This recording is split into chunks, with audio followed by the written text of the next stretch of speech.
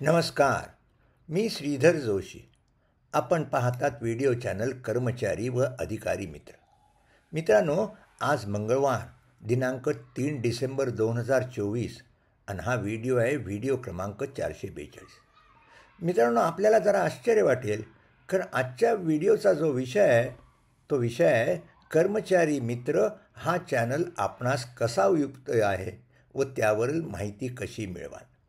आपणास आश्चर्य का वाटेल याचं कारण, याच विषयावर मी एक व्हिडिओ क्रमांक 420 केला होता. पण माझं अशा लक्षात आलं की अजून देखील कर्मचारी मित्र या चॅनलवर जे आस्थापनाविषयक बाबीचं ज्ञानाचं भांडार उपलब्ध करून दिलं आहे त्याची नेमकी माहिती अधिकारी व कर्मचाऱ्यांना नाही, व त्याचबरोबर या चॅनलवर माहिती आहे ती कशी मिळवावी हे देखील अनेकांना माहिती नाही. आपल्याला माहिती आहे की दर शुक्रवारी मी यशदामध्ये मोफत सल्ला देण्यासाठी अनेक अधिकाऱ्या व कर्मचाऱ्यांना भेटतो.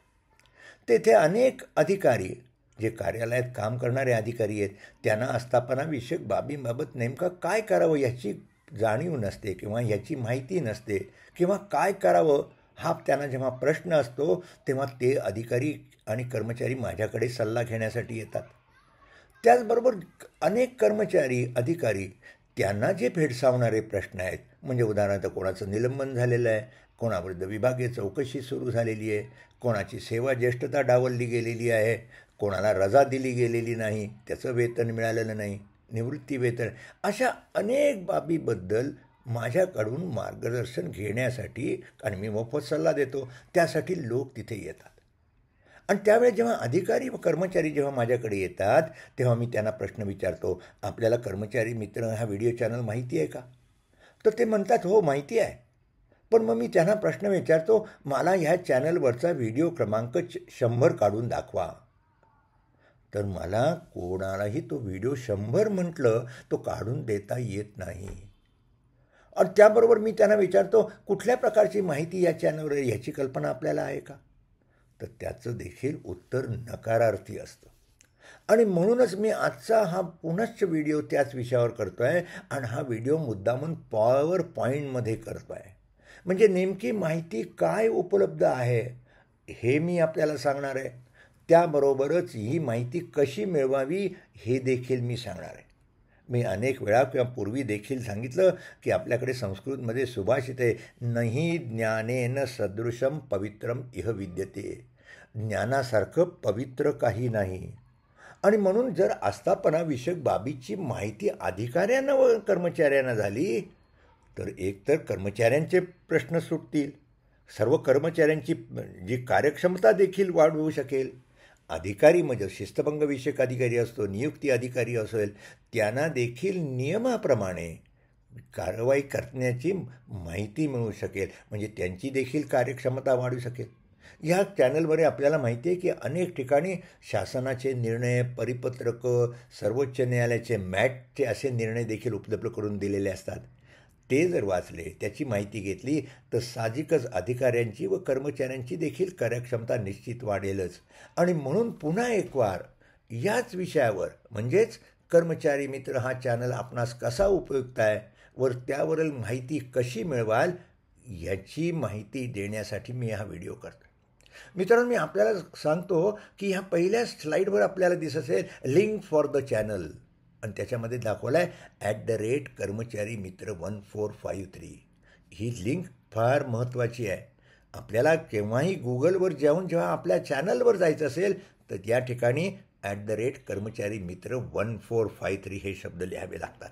म्हणून आपण पाहूया की हा या चॅनलवर नेमकी माहिती कशी आहे, उपलब्ध आहे, आणि म्हणून याच्यावरचे व्हिडिओचे व ऑडिओचे विषय काय आहेत, म्हणजे या चॅनलवर कुठल्या प्रकारची माहिती उपलब्ध आहे ती आपण पाहूया. काय उपलब्ध माहिती आहे पहिल्यांदा, आणि मग नंतर ते एकदा विषय संपल्यानंतर मग चॅनलवरची माहिती कशी मिळवावी ते मी आपल्याला सांगण्याचा प्रयत्न करेन. चला, व्हिडिओचे विषय काय आहेत पहा. प्रत्येक विषय आपल्याला महत्त्वाचा आहे. आता पहा, पहिला विषय मी आपल्याला सांगितलं, कर्मचाऱ्यांसाठी विशेष संरक्षण. राज्यघटनेचं कलम 311 आहे. त्या कलम 311 मध्ये तरतूद आपल्याला माहिती आहे की कुठल्याही अधिकाऱ्यांविरुद्ध किंवा शासकीय कर्मचाऱ्यांविरुद्ध कारवाई करायची असेल तर त्याच्यावर शासनावर काहीतरी बंधनं आहेत. मग ती काय असेल आपल्याला माहिती आहे की दोषारोपपत्र त्याला दिलं पाहिजे. ते दोषारोपपत्र द्यावायला कोण पाहिजे? शिस्तभंगविषयक अधिकाऱ्यांनी दिलं पाहिजे. त्याला नैसर्गिक न्यायाप्रमाणे कर्मचाऱ्याचं किंवा अपचारी अधिकारी किंवा त्याचं म्हणणं मांडण्याची संधी दिली पाहिजे. ह्या ज्या तरतुदी ज्या राज्यघटनेतल्या आहेत त्या तरतुदीसाठी आपण राज्यघटना कलम 311वर व्हिडिओ केलेले आहेत. मग ते कलम कोणाला लागू आहे, कोणाला लागू नाही आहे, कशा परिस्थितीत लागू होतं, टेम्पररी लोकांना याची सर्वंकष माहिती आपल्याला या विषयावरच्या व्हिडिओमध्ये पाहायला मिळते. आता दुसरा विषय आपण काय बोला, वर्तणूक नियम 1979. कर्मचाऱ्याची वर्तणूक कशी असेल, कर्मचारी याचा अर्थ अधिकारी पण त्याच्यात येतात. म्हणजे जे कर्मचारी आहेत ज्यांना महाराष्ट्र नागरी सेवा वर्तणूक नियम 1979 लागू आहेत, अशा लोकांचं वर्तन कसं असलं पाहिजे. आणि मग त्यांनी तसं त्याच्यात जर गैरवर्तणूक केली, त्या वर्तणूक नियमाचा भंग केला तर त्याच्याविरुद्ध चौकशी होऊ शकेल. या ठिकाणी जे शिस्तभंगविषयक अधिकारी असतात त्यांना देखील काही जे त्यांच्या हाताखालचे कर्मचारी असते त्यांच्याकडून जर गैरवर्तणूक असेल तर नेमकी गैरवर्तणूक झाली आहे का, कुठल्या नियमाखाली झालेली आहे, मग त्यात काय नियम आहे, त्याची तरतूद आहे, ह्याची माहिती देणारे व्हिडिओ मनसा वर्तणूक नियम 1979 या शीर्षकाखाली दिलेले आहेत. पुढचा विषय आपण पहा, विभागीय चौकशी. हा अनेकांना भेडसावणारा विषय असतो. विभागीय चौकशी म्हणजे काय, मग ती कशी केली जाते, मग त्याच्यात दोषारोपपत्र कसं दिलं जातं, सादरकर्ता अधिकारी कोण, त्याची कर्तव्य काय, बचाव कसा करायचा असतो, शिस्तभंगविषयकाने आदेश कसा काढायचा असतो, अपिलासंबंधीची काय तरतूद आहे, पुनरीक्षण म्हणजे काय, पुनर्विलोकन वगैरे काय, ह्या सर्व बाबी यांचे विषय जे म्हटलं तर विभागीय चौकशी या विषयाअंतर्गत जे व्हिडिओ केलेत त्याच्यावर ही माहिती मिळेल. आता हे करताना मग आपल्याला हे मला नमूद करायला लागलं पाहिजे की आपल्याकडे शासकीय कर्मचाऱ्यांसाठी महाराष्ट्र नागरी सेवा शिस्त व अपील नियम 1979 आहेच, पण पोलीस कर्मचाऱ्यांसाठी जे दुसरे नियम आहेत, मुंबई पोलीस शिक्षा अपील नियम 1956 आणि जिल्हा परिषदेकरता सुद्धा माहिती आहे, जिल्हा परिषद ज्या सेवा आहेत जिल्हास्तरीय सेवा त्यांच्या शास्त्रीय शिस्त व अपील नियम 1964 आहेत. या तिन्ही नियमांखाली ज्या तरतुदी आहेत त्या तरतुदींची माहिती देणारी व्हिडिओ या कर्मचारी मित्र यावर व्हिडिओवर उपलब्ध आहेत. कारण शिस्त व अपील नियमामध्ये असलेल्या तरतुदी आणि मुंबई पोलीस शिक्षा अपील नियम यावरच्या तरतुदी भिन्न आहेत. सर्वच काही आयडेंटिकल तरतुदी नाहीत. तसे जिल्हा परिषदेच्या बाबतीत देखील काही निराळ्या तरतुदी आहेत. पण नेमक्या तरतुदी काय आहेत हे माहिती सांगणारे जे व्हिडिओ आहेत ते व्हिडिओ ह्या चॅनलवर उपलब्ध आहेत. थोडक्यात मग पोलीस कर्मचारी असो, शासकीय कर्मचारी असो किंवा जिल्हा परिषद त्यांच्यासाठी देखील कर्मचारी मित्र या चॅनलवर ज्ञानाचं भांडार उपलब्ध करून दिलेलं आहे. आता आपल्याला त्याचा उपयोग करायचा किती करायचा हे आपल्यावर अवलंबून आहे. आता आणखीन कुठले विषय आपण पाहूया. फौजदारी कारवाई व शिस्तभंग विषय ह्या प्रश्नाविषयी अनेकांकडून मला विचारणा केली जाते, सल्ला घेतला जातो की शिस्तभंग विषयकारी फौजदारी कार्याबद्दल काय नेमका फरक आहे, ती केव्हा चौकशी, एखादी गैरवर्तणूक झाली मग त्याच्याविरुद्ध फौजदारी कारवाई करायची का, शिस्तभंगविषयक कारवाई करायची का, एकाच वेळी कारवाई करायची का, फौजदारी कारवाईतून सुटला मग शिस्तभंगविषयक ॲटोमॅटिकली सुटेल का, शिस्तभंगविषयक कारवाई दोषमुक्त झाला तर फौजदारी कारवाईतून सुटू शकेल, असे अनेक जे प्रश्न कर्मचाऱ्यांना अधिकाऱ्यांना असतात त्या बाबतीत सविस्तर विवेचन करणारे व्हिडिओ या शीर्षकाखाली उपलब्ध करून दिले. पुढचा विषय आपण पाहूया काय आहे, कामाच्या ठिकाणी होणारा लैंगिक छळवाद. लैंगिक छळवादाचा कायदा झाला अनेक ठिकाणी, पण अजून देखील अनेक ठिकाणी कामाच्या ठिकाणी लैंगिक छळवाद होतो. मग आता लैंगिक छळवादाची तक्रार आली तर त्याची कशी कारवाई करायची, कसं दोषारोप करायचं, कोण करणार याची विभागीय चौकशी, अपील त्याच्यावर काय, त्याला शिक्षा काय देता येऊ शकेल यासंबंधीची सविस्तर चर्चा करणारे व्हिडिओ या शीर्षकाखाली उपलब्ध करून देण्यात आलेले आहेत. मग लहान कुटुंबाचे प्रतिज्ञापन नियम 2005 आपल्याला माहिती आहे, 2005 नंतर जो शासकीय कर्मचारी असतो त्यानंतर लागणाऱ्याच्यावरतून तो सेवेमध्ये येताना देखील हे प्रतिज्ञापन त्याच्याकडे घेतलं जातं. आणि ज्याला 2 अपत्य आहेत त्याच्या तिसरं अपत्य असेल तर त्याला या शासकीय नोकरी मिळू शकत नाही. मग अनेकांना प्रश्न येतो की जे कर्मचारी 2005च्या आधी लागलेत त्यांना हे नियम लागू होतील किंवा कसे. मग जे लहान कुटुंबाच्या प्रतिज्ञापना जे असं आहे की अनुकंपा तत्वावर नियुक्ती देण्याच्या संबंधीसुद्धा लहान कुटुंबाचा जर 31 डिसेंबर 2001 नंतर तिसरं अपत्य असेल त्यांना अनुकंपा तत्वावर नियुक्तीने मिळेल का? मग यासंबंधीचं नेमके लहान कुटुंबाचे प्रतिज्ञापन नियम नेमके काय आहेत याची माहिती देणारे व्हिडिओ देखील या ठिकाणी उपलब्ध करून देण्यात आलेले. मगाशी आता सांगा अनुकंपा नियुक्ती याच्यावर अनेक वेळा मला प्रश्न येतात. अनुकंपा नियुक्ती मिळेल का? कोणास उपलब्ध असेल? मग त्या अनुकंपांना जे एखादं नाव दिले त्याच्यामध्ये बदल करता येईल का? अनुकंपा तत्वावरील यादीप्रमाणे नियुक्ती मिळाली नाही, नेमकं काय करावं? मग लहान कुटुंबाचं 2पेक्षा तिसरं अपत्य आहे, मग अनुकंपा नियुक्ती मिळेल का? यासंबंधीचे जे प्रश्न आहेत जे म्हणजे कार्यालयीन प्रमुखांना असतात, नियुक्ती अधिकाऱ्यांना असतात, जे कर्मचारी दिवंगत झाले त्याच्या वारसांना असतात, त्या सर्वांची उत्तरं अनुकंपा तत्वावरील नियुक्ती या विषयावर जे व्हिडिओ केले त्या ठिकाणी आपल्याला उपलब्ध करून दिलेत. आणखीन काय विषय आपण पाहूया? सेवा ज्येष्ठता. कर्मचाऱ्यांच्या बाबतीमध्ये पदोन्नती मिळते ती सेवा ज्येष्ठताप्रमाणे. पण सेवा ज्येष्ठता काय आहे? सेवा ज्येष्ठताचे नियम काय आहेत? त्यातल्या तरतुदी काय आहेत? मग एखाद्या ठिकाणी सेवा ज्येष्ठतेपर्यंत त्या कर्मचाऱ्याला पदोन्नती मिळाली नसेल तर नेमकं त्यांनी काय करावं? परीक्षा पास झाली म्हणून जी सेवा ज्येष्ठता असते ती सेवा ज्येष्ठता काही डावलली जाऊ शकते का? म्हणजे एखादा कर्मचारी परीक्षेत नापास झाला तर त्याची सेवा ज्येष्ठता अफेक्ट होते का? असे अनेक जे प्रश्न आहेत त्या प्रश्नांची सविस्तर उत्तरं सेवा ज्येष्ठता या विषयावर जो व्हिडिओ केला आहे त्या व्हिडिओमध्ये आपल्याला पाहायला मिळणार आहे. आणखीन पाहूया काही विषय आपण जे घेतलेले आहेत पाहूया. काय आणखीन विषय आहेत? कर्मचाऱ्यांचे गोपनीय अहवाल. पदोन्नतीसाठी गोपनीय अहवाल वर त्याचीच तो फिट आहे किंवा नाही प्रमोशनला हे ठरवलं जातं. आणि मग गोपनीय अहवाल काय, किती वर्षाचे विचारात घ्यायचे असते? एखाद्या कर्मचाऱ्याचे गोपनीय अहवाल लिहिले नसतील मग ते काय करायचं? यासंबंधी अनेक जे प्रश्न असतील त्या प्रश्नांची उत्तरं गोपनीय अहवालांच्या संदर्भात केलेल्या व्हिडिओमध्ये आहे. किंवा या संदर्भात मला प्रश्न विचारले तर त्याची प्रश्नांची उत्तरं देऊन कर्मचाऱ्यांचे जे प्रश्न असतात त्याची सोडवणूक केली जाऊ शकते. आणखीन काय विषय आपल्याकडे?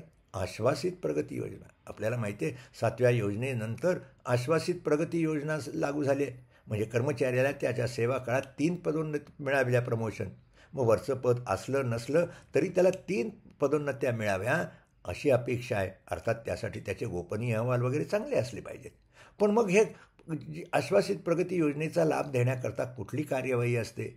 काही कर्मचारी रिटायर झाले आहेत मग त्यांना आश्वासित प्रगती 1/1/2016 नंतर निवृत्त झालेले आहेत आणि त्यांना मग आश्वासित प्रगती योजनेचा लाभ देऊन जाऊन काही त्यांना त्या थकबाकी वगैरे मिळेल का? असे जे प्रश्न आहेत त्याची उत्तरं आश्वासित प्रगती योजनेचा जो लाभ आहे किंवा जी योजना आहे त्यासंबंधी जे केले त्या व्हिडिओमध्ये दिलेली आहे. मग कर्मचाऱ्याची पदोन्नती, त्या शासकीय धोरण काय आहेत, किती कर्मचाऱ्याचे गोपनीय अहवाल कसे असले तर त्याला पदोन्नती मिळेल यासंबंधी काय जे व्हिडिओ केलेले आहेत ते व्हिडिओवरून या प्रश्नांची उत्तरं मिळू शकतील. थोडक्यात पदोन्नती जे आहेत, नियमित पदोन्नती जी मिळते त्याच्यासाठी काय शासनाचं धोरण आहे हे समजून देण्यात आलं आहे. आता हा विषय समजून देताना प्रत्येक वेळी तो व्हिडिओमध्ये संबंधित शासन निर्णय कुठला आहे, शासन परिपत्रक काय आहे, नियम काय ह्याची पण माहिती दिलेली आहे. आणि ते व्हिडिओ जे शासन निर्णय वगैरे ते Google ड्राईव्हवर अपलोड करून त्याची लिंक दिली आहे, ते मी नंतर आपल्याला सांगतो. आणखीन विषय पाहूया थोडक्यात. निवृत्ती वेतन, जिव्हाळ्याचा विषय. 1/11/2005 पूर्वी जे होणारा MCS महाराष्ट्र नागरी सेवा निवृत्ती वेतन नियम 1982 लागतात. मग त्यानंतर 1/11/2005 नंतर जे लागले त्याला जुनी निवृत्ती वेतन योजना आहे, पण नवीन निवृत्ती योजना लागू आहे. आता शासनाने एक नवीन निवृत्ती योजना देखील जाहीर केली आहे. आता या संबंधीचे जे काही व्हिडिओ केले म्हणजे निवृत्ती वेतन किती दिवसात दिलं पाहिजे, सेवा उपदान किती दिवसात दिलं पाहिजे, रजा रोखीकरण केव्हा रोखता येतं, किती रोखता येतं, निवृत्ती वेतन वेळेत दिलं ते व्याज केव्हा मिळतं, विभागीय चौकशी प्रलंबित असेल, फौजदारी कारवाई प्रलंबित असेल तर निवृत्ती वेतन मिळतं किंवा नाही याची सर्वंकष माहिती निवृत्ती वेतन, सेवा उपदान, रजा रोखीकरण या विषयावर जे व्हिडिओ केले त्या ठिकाणी उपलब्ध मिळते. मग महत्त्वाचं मगाशी मी जे सांगितलं ह्या कर्मचारी मित्र यावर स्वतंत्र व्हिडिओ केलेले आहेत. कशासंबंधी?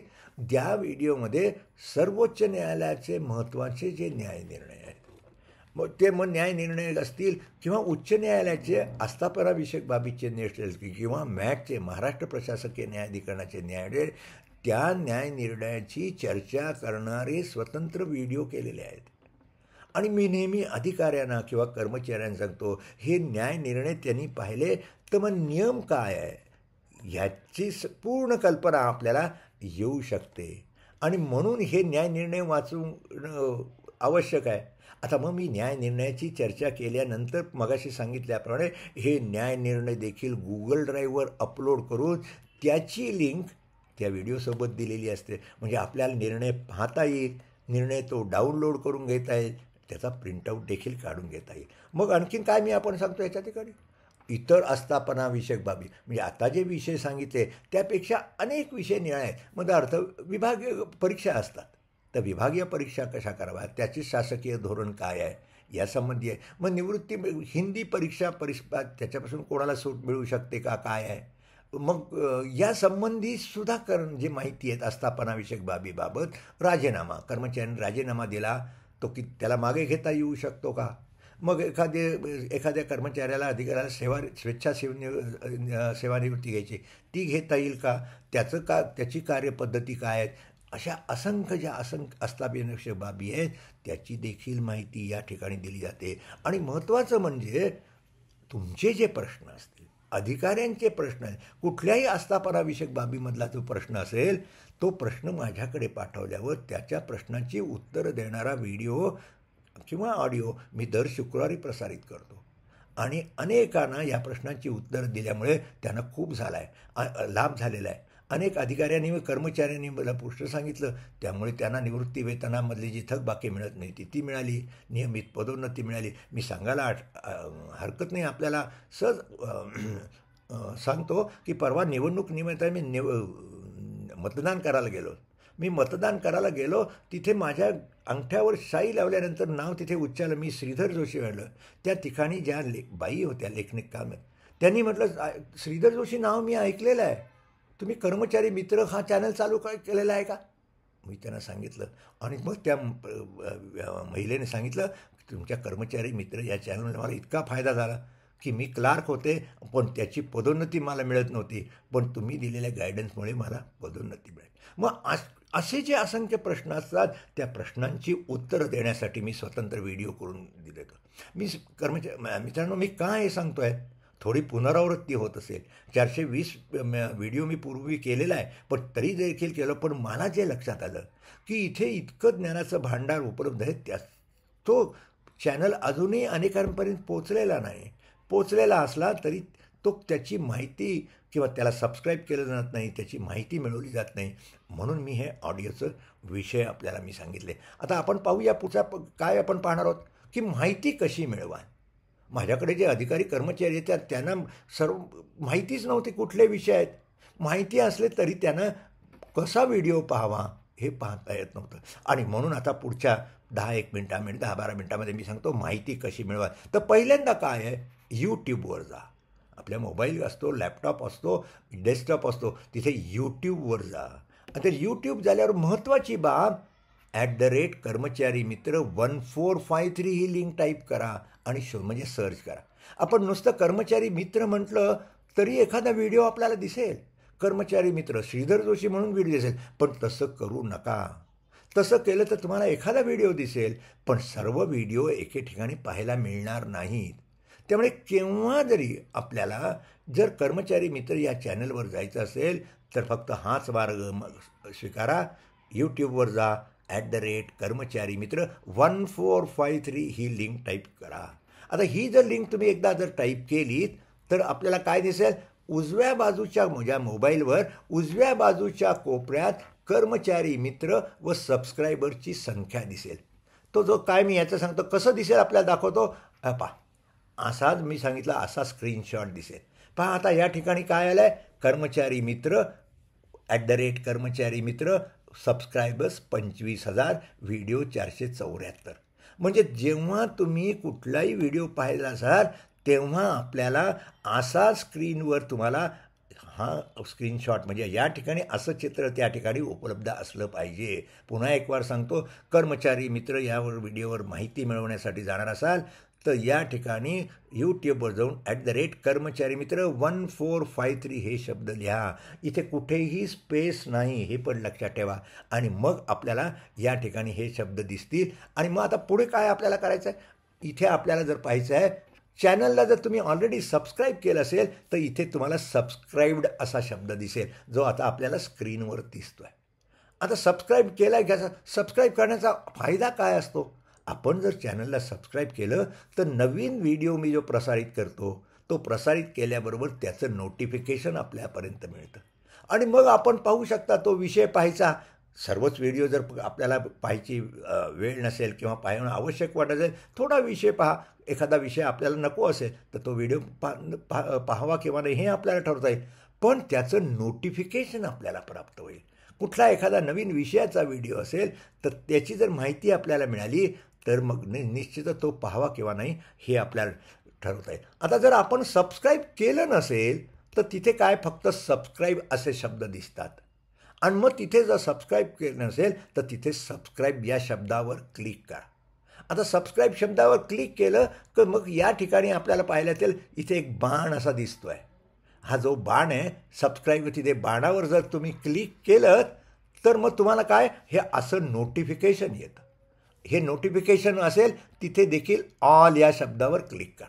इथे ऑल शब्दावर क्लिक केलं म्हणजे नवीन नोटिफिकेशन केव्हा व्हिडिओ प्रसारित केला की आपल्याला मिळेल. म्हणून मी काय सांगितलं, सबस्क्राईब केलं ना ते सबस्क्राईब करा व नोटिफिकेशनमधील ऑल या शब्दावर क्लिक करा. पुढं मग काय आता पहा, आपल्याला या माझ्या त्या स्क्रीनवर आपल्याला दिसत आहेत होम, व्हिडिओज, शॉर्ट, प्लेलिस्ट वगैरे शब्दात. आता हे शब्द काय आहेत, home, video, shorts, playlist, community हे शब्द स्क्रीनवर दिसतात. मग आपल्याला जर व्हिडिओ पाहायचे असतील तर आपण काय केलं पाहिजे, व्हिडिओज या शब्दावर क्लिक केलं पाहिजे. आता व्हिडिओ शब्दावर क्लिक केलं की त्या ठिकाणी आपल्याला 3 शब्द दिसतील, व्हिडिओज ओल्डेस्ट, पॉप्युलर आणि सध्याचा व्हिडिओ जो आपल्याला दिसेल म्हणजे काय दिसेल, व्हिडिओ शब्दावर लेटेस्ट व्हिडिओ. तिथे 3 असतात, लेटेस्ट येतो, पॉप्युलर येतो आणि ओल्डेस्ट येतो. आता लेटेस्ट तुम्ही क्लिक केलं किंवा व्हिडिओ असा मगाशी म्हटल्याप्रमाणे लेटेस्ट शब्दावर पाहिलं तर पहिल्या व्हिडिओपासून शेवटपर्यंत म्हणजे 441, 440, 429 अशी यादी आपल्याला स्क्रीनवर दिसेल. म्हणजे नेमका व्हिडिओ कुठला पाहायचा हे आपल्याला ठरवता येणं शक्य होईल. आता या ठिकाणी मी सांगितलं लेटेस्ट, पॉप्युलर दाखवलं आणि ओल्डेस्ट म्हटलं असेल. तिथे ओल्डेस्ट या शब्दावर जर क्लिक केलं तर काय होईल, आपल्याला पहिल्यापासूनचा व्हिडिओ दिसेल. जो व्हिडिओ मी 2020मध्ये केला तो व्हिडिओ म्हणजेच व्हिडिओ 1, 2, 3, 4 असे 441पर्यंत असे व्हिडिओ आपल्याला पाहते. मी का आपल्याला मित्रांनो सांगतो आहे की आपल्याला व्हिडिओ कुठला नंबरचा पाहायचा आहे. आता रिसेंट मगाशी मी सांगितलं 420 व्हिडिओ पहा, 420 व्हिडिओ किंवा 405 व्हिडिओद्वारे मी आपल्याला माहिती दिलेली आहे की 405 व्हिडिओद्वारे माझ्याशी संपर्क कसा. आता आपल्याला 405 व्हिडिओ पाहायचा असेल तर मगाशी मी सांगितल्याने तुम्ही लेटेस्ट व्हिडिओपासून खाली गेलात की आपल्याला 405 हा व्हिडिओ मिळू शकेल. आता मित्रांनो आपण पुढे पाहूया की व्हिडिओपासून ओल्डेस्ट काढला नंतर लेटेस्ट कसा असाल याची आधी आपण यादी पाहिली, आपण कसं पाहिलं. आता आपण पुढे काय पाहतो आहे की व्हिडिओचा विषय जो असतो, मगाशी मी आपल्याला दाखवलं की व्हिडिओचा विषय असतो तो डिस्क्रिप्शन बॉक्स असते. आता ही डिस्क्रिप्शन बॉक्स म्हणजे काय, आता पहा इथे स्क्रीनवर आपल्याला दिसेल की व्हिडिओ क्रमांक दाखवला आहे 441 आणि व्हिडिओचा विषय दाखवला आहे तुमचे प्रश्न आमची उत्तरे. ही जी असते ह्याला म्हणतात डिस्क्रिप्शन बॉक्स. प्रत्येक व्हिडिओचा जिथे डिस्क्रिप्शन आहे काय आहे हे ज्याचा जो शीर्षक जे आहे ते शीर्षक जिथे दाखवलं त्याला डिस्क्रिप्शन बॉक्समध्ये म्हणतात.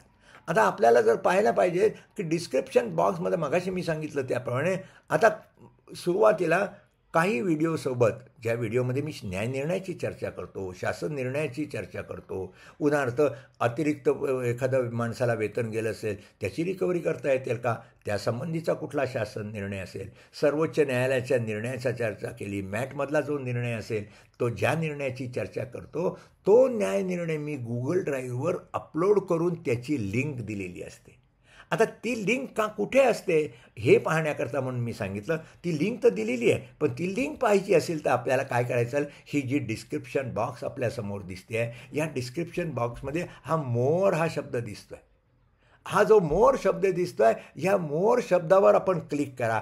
एकदा मोर शब्दावर क्लिक केलं की मग आपल्याला खाली जे दिसेल संबंधित जोडपत्राचं नाव व त्याची लिंक दिसेल. जोडपत्र म्हणजे सर्वोच्च न्यायालयाचा निर्णय असेल तर कुठल्या पार्टीचे त्यांची नावं दिसतील आणि सर्वोच्च न्यायालयाचा निर्णय असं दिसेल आणि खाली त्याची लिंक दिसेल. त्या लिंकवर जर आपण क्लिक केलं, म्हणून मी म्हटलं लिंकवर क्लिक करा, मग लिंकवर क्लिक की संबंधित शासन किंवा न्यायालय निर्णय आपल्या स्क्रीनवर दिसेल, आपल्या मोबाईलवर जो दिसतो आणि मग तो जो एखादा न्याय निर्णय आपल्याला इतरांना शेअर करता येऊ शकेल. पण नुसताच नाही तर तो आपल्याला डाउनलोड करून घेता येईल आणि त्याची प्रिंटआउट देखील काढून घेता येईल. मित्रांनो, मी आपल्याला सांगितलं की हे माहिती देण्याच्या दृष्टीने की माहिती आहे, पण माहिती कशी उपलब्ध करून घ्यावी, म्हणून मी सर्वात सांगितलं ऑडिओचे विषय काय आहेत, हे सर्वंकष कल्पना दिलेली आहे आणि हे डाउनलोड कसं करू. मला खात्री आहे की अनेकांनी ज्यांनी सबस्क्राईब केलं आहे त्यांनी देखील हा व्हिडिओ जर पाहिला तर त्यांना अटॅचमेंट कशी उघडावी, लिंक दिलेली असेल कशी उघडावी याची निश्चित माहिती होईल. ज्यांनी व्हिडिओ पाहिलेलेच नाहीत, कर्मचारी मित्रांनो चॅनल सबस्क्राईब केलं नसेल, त्यांच्यापर्यंत आपण ज्यांनी सबस्क्राईब केलं त्यांनी जर पोहोचवला तर हा चॅनल कसा उपयुक्त आहे याची माहिती त्यांना होईल. आणि साहजिकच प्रत्येक शासकीय कर्मचारी असो, मग नगरपालिकेचा कर्मचारी असतो, जिल्हा परिषदेचा कर्मचारी असतो, पोलीस कर्मचारी असतो, खाजगी शाळेतील कर्मचारी असतो, अधिकारी असतो, त्यांना हा इतका चॅनल उपयुक्त आहे याची त्यांना माहिती मिळेल. आणि एकदा जर माहिती मिळाली तर निश्चित या चॅनलला ते सबस्क्राईब केल्याशिवाय राहणार नाही. मित्रांनो, जसं मगाशी मी सांगितलं सुरुवातीला, हा चॅनल कसा मिळवा, माहिती कशी, याचा व्हिडिओ मी केला आहे 420मध्ये. पण आजचा हा जो व्हिडिओ याचं वैशिष्ट्य आपल्याला लक्षात असेल की पॉवर पॉईंटमध्ये केलेला आहे.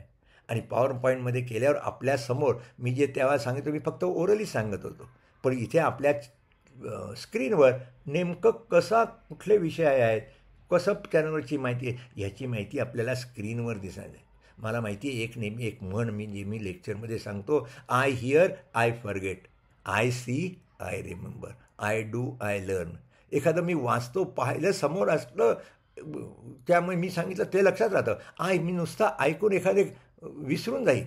I see I remember. त्यामुळे आज जी माहिती कशी मिळवावी याची आणि चॅनल कसा काय याच्यामध्ये आहे हे जे सांगितलं त्याची माहिती निश्चितच आपल्याला उपयुक्त वाटेल. आणि या दृष्टीने मला खात्री आहे की हा चॅनल जास्तीत जास्त लोकांपर्यंत आपण पोचवाल आणि जेणेकरून ज्याची माहिती आहे लोकांनाच उपयुक्त येईल. मी तर आपल्याला सुचवीन की जे कर्मचारी प्रशिक्षण संस्थेमध्ये जातात त्या प्रशिक्षण संस्थेने त्यांना सुचवा की हा व्हिडिओ त्यांना शेअर करा. आणि प्रत्येक प्रशिक्षण संस्थेने जेव्हा एखाद्या कुठल्याही अधिकाऱ्यांकरता कर्मचाऱ्यांकरता जो प्रशिक्षण वर्ग आयोजित करतात त्या ठिकाणी आवर्जून प्रत्येक शिक्षण वर्गामध्ये हा जो व्हिडिओ आहे तो व्हिडिओ सर्वांना दाखवा, जेणेकरून त्यांना देखील याची माहिती होईल आणि त्यांचे प्रश्न असतील त्याची तर सोडवणूक होईल आणि कार्यक्षमता अधिकाऱ्यांची आणि कर्मचाऱ्यांची देखील कार्यक्षमता वाढेल.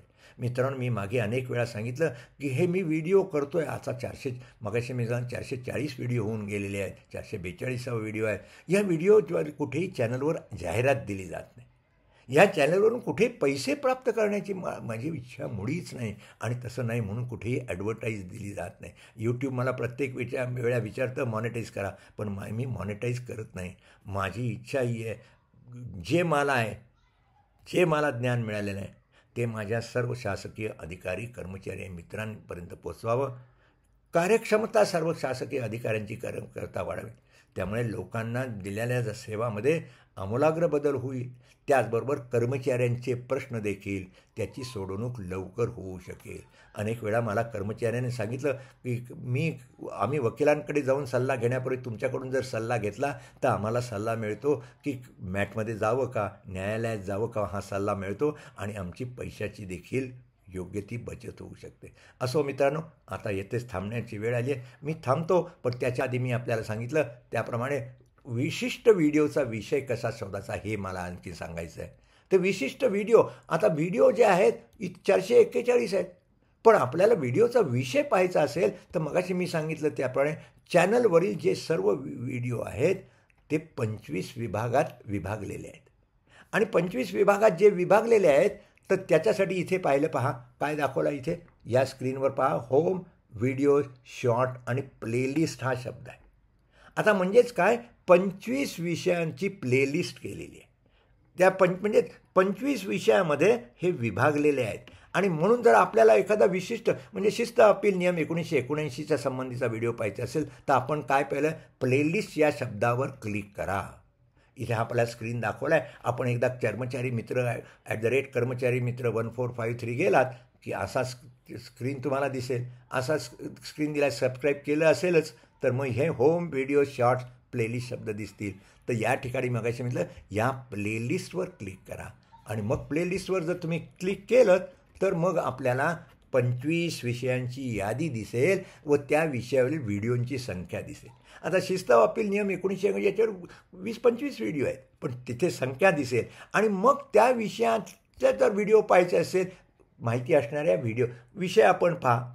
म्हणजे एकंदर 441 व्हिडिओ पाहण्याच्या ऐवजी शिस्त अपील नियमावर 25च व्हिडिओ केले तेवढी यादी पहा आणि आपल्याला जो व्हिडिओ पाहिजे उदाहरणार्थ सादरकर्ता अधिकाऱ्यांसाठी सूचना बचाव सहाय्यासाठी मार्गदर्शक सूचना याच्यासाठी स्वतंत्र विषय आहे. आपण बचाव सहाय्यक असाल सहाय्य आणि त्याची जर माहिती असेल तेवढाच व्हिडिओ आपल्याला पाहता येऊ शकेल म्हणून अशी माहिती दिलेली आहे. आणि मग या विषयावरची सर्व व्हिडिओंची यादी आपल्याला दिसेल आणि मग हवा असणारा व्हिडिओ पाहता येईल. मित्रांनो आता थांबण्याची वेळ आली. मी चॅनलवर काय माहिती आहे उपलब्ध दिली आहे पुनरुक्ती झाली जरी असेल पण लोकांपर्यंत माहिती मिळेल. कारण माझ्या अजूनही लक्षात जसं मी सुरुवातीला सांगितलं अनेकांना कर्मचारी मित्र यावर जे ज्ञानाचं भांडार उपलब्ध करून दिलं आहे त्याची माहिती नाही. ती माहिती अनेकांपर्यंत झाली आणि असलेली माहिती कशी मिळवावी लवकरात लवकर कशी मिळावी न्याय निर्णय कसा बसावा याच्यासाठी आजचा हा व्हिडिओ केलेला आहे. तो व्हिडिओ आवडला असेल लाईक करा शेअर करा आणि मगाशी सांगितल्याप्रमाणे जास्तीत जास्त लोकांपर्यंत पोचवा आणि लाईक करा आणि शेअर करा. मी सांगितलं लोकांना हा जो व्हिडिओ केला तो इतरांना फॉरवर्ड करा. आता येथेच थांबतो. पुन्हा आपण भेटणार आहोत येत्या शुक्रवारी एका नव्या व्हिडिओसोबत. तोपर्यंत धन्यवाद. नमस्कार.